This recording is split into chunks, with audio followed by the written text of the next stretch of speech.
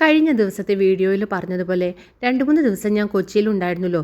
അപ്പോൾ അവിടെയുള്ള നെല്ലിക്ക റെസ്റ്റോറൻറ്റിൽ നിന്ന് മേടിച്ചതാണ് കേട്ടോ ഈ കഞ്ഞി. ഞാൻ മേടിച്ചത് തൈര് കഞ്ഞിയാണേ. പിന്നെ കൊഴുവ ഫ്രൈ, കൊഴുവ പീര ഇതൊക്കെ മേടിച്ചു കേട്ടോ. കൊച്ചിയിൽ പോകുമ്പോഴൊക്കെ ഞാൻ ഇവിടെ നിന്ന് കഞ്ഞി മേടിക്കാറുണ്ട്. പലപ്പോഴും അവിടെ ചെല്ലുന്നത് തന്നെ നെല്ലിക്കയിൽ നിന്നും ഈ കഞ്ഞി മേടിച്ചു കുടിക്കണമെന്ന കൊതിയോടെയാണ്. എന്നെപ്പോലെ ഏതെങ്കിലും ഒരു കഞ്ഞി കൊതിയനോ കൊതിച്ചിയോ ഉണ്ടെങ്കിലേ എപ്പോഴെങ്കിലും എറണാകുളത്ത് പോകുകയാണെങ്കിൽ അവിടെ പോയി ഒന്ന് ട്രൈ ചെയ്യണം കേട്ടോ. ഇനി നമുക്ക് ഈ കവറിൽ എന്തൊക്കെയാണ് ഉള്ളതെന്ന് നോക്കാം. ആദ്യം തന്നെ അവർ ടോപ്പിൽ എന്താ വച്ചിരിക്കുന്നതെന്ന് അറിയോ? പപ്പടാണ് കേട്ടോ. അത് പൊടിയണ്ടെന്ന് വെച്ചിട്ടായിരിക്കും മുകളിൽ തന്നെ വെച്ചത്.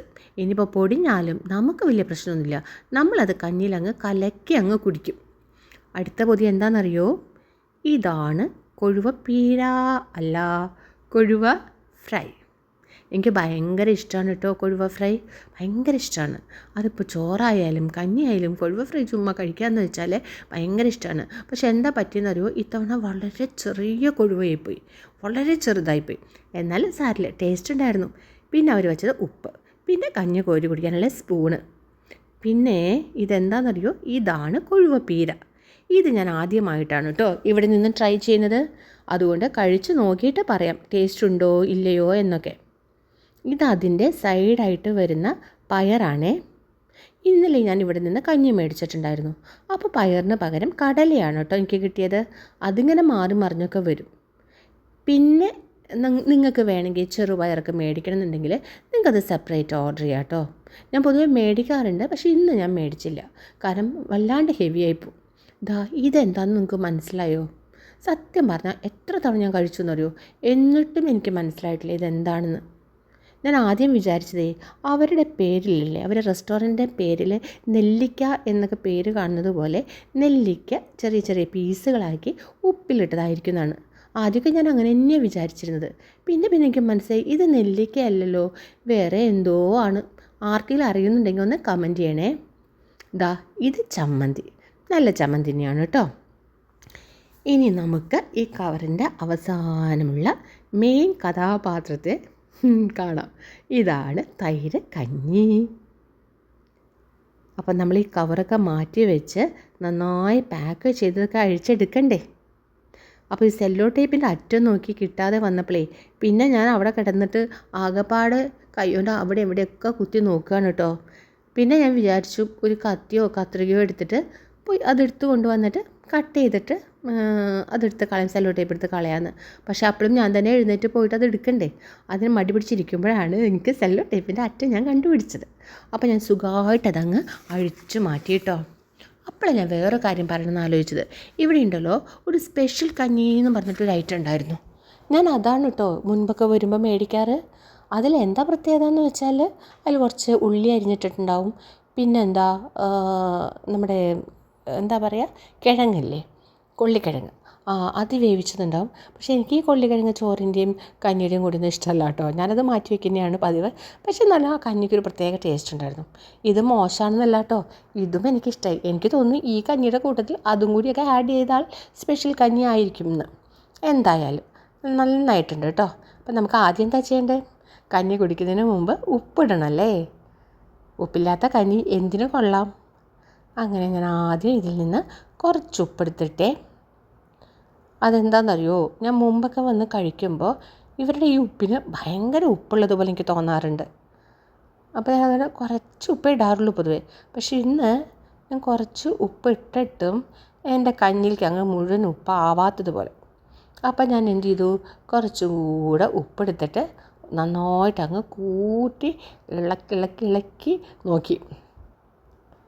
അപ്പോൾ കറക്റ്റ് പാകമായിട്ടോ.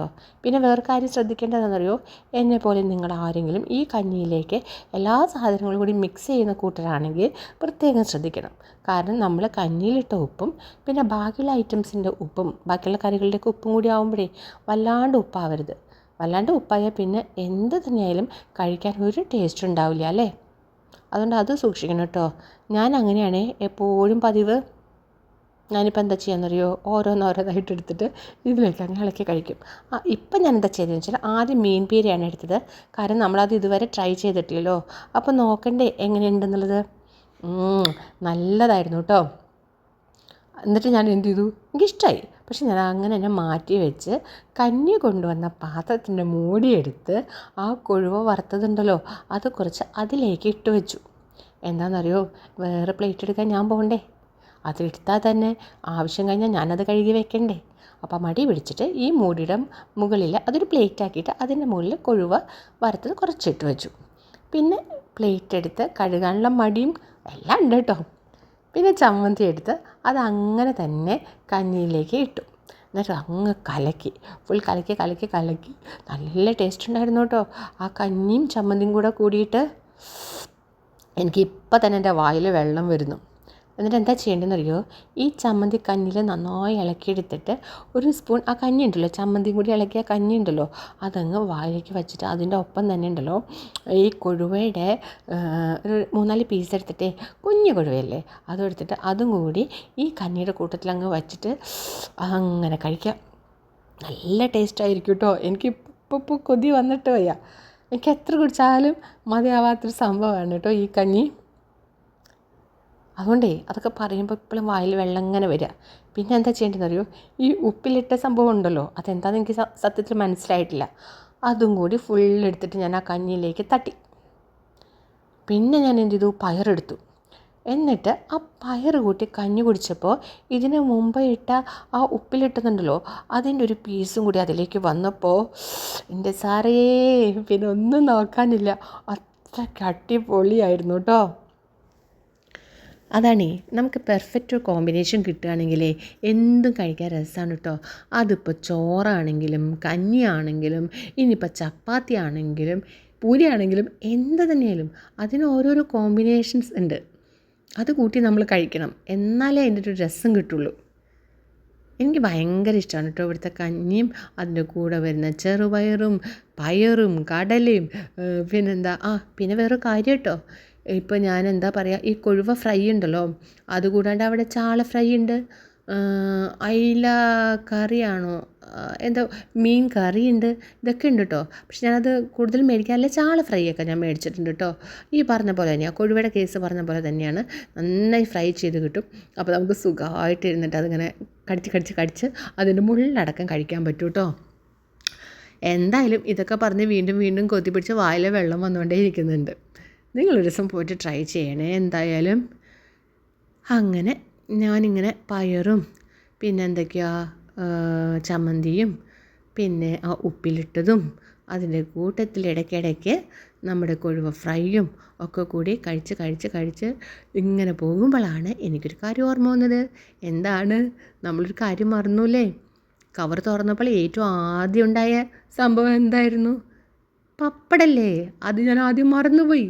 സത്യത്തിൽ ഞാൻ പപ്പടം ആദ്യമേ എടുത്തിട്ട് ഈ കഞ്ഞിയിലേക്ക് ഇടുകയാണ് പതിവ്. ഇന്ന് ഞാനത് ചെയ്തില്ല. അപ്പോൾ ഞാൻ എന്തോ അത് മറന്നുപോയിട്ടോ. എൻ്റെ ശ്രദ്ധ ബാക്കിയുള്ള ഈ ഐറ്റംസിൽ മൊത്തമായിപ്പോയി. കാരണം കൊഴുവ പീരയൊക്കെ ഉണ്ടല്ലോ. അപ്പോൾ ഞാൻ ഇനി എന്ത് ചെയ്തു, വീണ്ടും കുറച്ച് പയറെടുത്തു, കഞ്ഞി കുടിക്കുന്നു. എനിക്കെന്നെ ഇത് കാണുമ്പോഴേ വീണ്ടും കഞ്ഞി കുടിക്കാൻ കൊതിയാവുക. ഇതൊക്കെ നമ്മൾ എത്ര വീട്ടിൽ വെച്ചാലുണ്ടല്ലോ ഈ ടേസ്റ്റ് കിട്ടുന്നില്ല. അതാണ് കേട്ടോ കാരണം. അല്ലെങ്കിൽ ചോദിക്കും ഇതൊക്കെ നിങ്ങൾക്ക് നിങ്ങളുടെ വീട്ടിലുണ്ടാക്കിക്കൂടെയെന്ന്. പിന്നെ ഈ കൊഴുവ അത്ര എളുപ്പമൊന്നുമില്ലല്ലോ നന്നാക്കി എടുക്കാനായിട്ട്. എന്തായാലും കുറേ കൊഴുവെടുത്ത് ഞാൻ കുറേ കഴിച്ചു കൂട്ടിയിട്ടുണ്ട്. എനിക്കെന്തെങ്കിലും അസുഖം വരാതിരുന്ന ഭാഗ്യമായി. എനിക്കിതൊക്കെ കണ്ടിട്ടേ കൊതി വന്ന് എനിക്ക് വാക്കുകളൊന്നും കിട്ടാണ്ട് മുറിഞ്ഞു പോകുന്നുണ്ട് കേട്ടോ. അങ്ങനെ ഞാനിത് കുടിച്ച്. അപ്പം നമ്മളെന്താ പറഞ്ഞു തന്നെ, പപ്പടത്തിൻ്റെ കേസ് നമ്മൾ മറന്നിരിക്കുകയാണല്ലേ.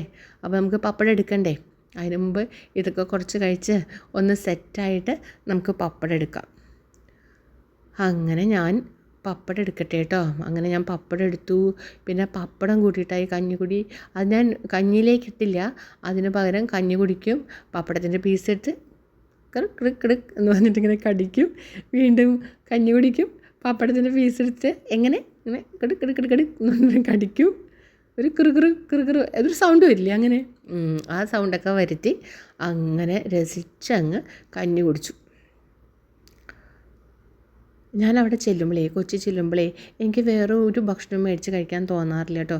ഞാൻ മേടിക്കാറില്ല എന്നല്ല, എപ്പോഴും കഞ്ഞി മേടിച്ച് കുടിക്കാൻ പറ്റില്ലല്ലോ. അപ്പോൾ ഞാൻ ഇപ്പോൾ 2-3 ദിവസത്തേക്കാണെങ്കിൽ ഞാൻ വീട്ടിൽ പാചകം ചെയ്യില്ല. അപ്പോൾ ഞാൻ എന്ത് ചെയ്യും, ഇതുപോലെ എന്തെങ്കിലും ഐറ്റംസ് പുറത്തുനിന്ന് മേടിക്കും. അതുകൊണ്ടാണ് കേട്ടോ ഈ എല്ലാ ദിവസവും കഞ്ഞി വരുന്നത്. അപ്പോൾ ഞാൻ രാത്രി മിക്കവാറും കഞ്ഞി തന്നെയാണ് മേടിക്കുക. അപ്പോൾ എന്തൊരു സുഖം കിട്ടും, വയറ്റിനും നല്ല സുഖമാണ്, നമുക്ക് മനസ്സിനും നല്ല സംതൃപ്തി കിട്ടും. എന്തായാലും നിങ്ങൾക്ക് ഇഷ്ടപ്പെട്ടുണ്ടല്ലോ, ലൈക്ക് ചെയ്യുക, ഷെയർ ചെയ്യുക, സബ്സ്ക്രൈബ് ചെയ്യുക.